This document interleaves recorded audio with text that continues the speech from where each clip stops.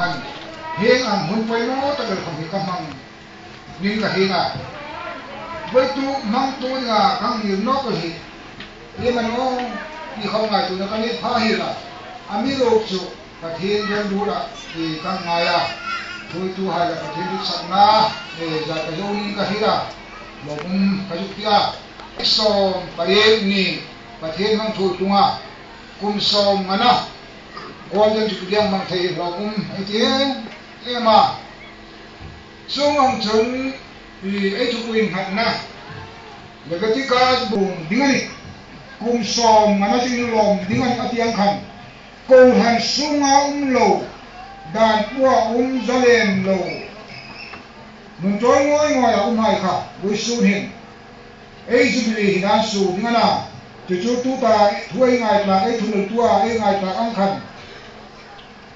ai zalen nahi suk so nok ta lo dinga ai suk so nai kha suk so nok ta lo dinga ai beta chu di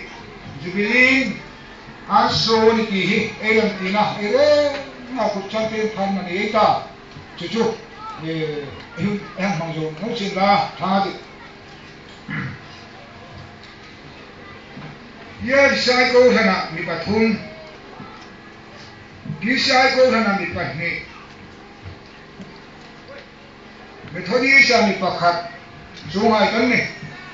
vesuri ni kino mi a ti an nyong ti na hai ko hum to ko sin la ti mai ti sa ko le ru pham kim laram se ho pui moi ram sim thar ro khol su hai câu chủ cô hành đàn tua salta anna song hai mi paru hai chu với su na in thokin hi golden jubilee hin an so ni ki hi kei upa u sim thang lo pa si lo in kapu ngani le với su na thokin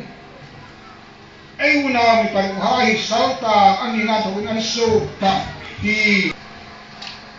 le lalpan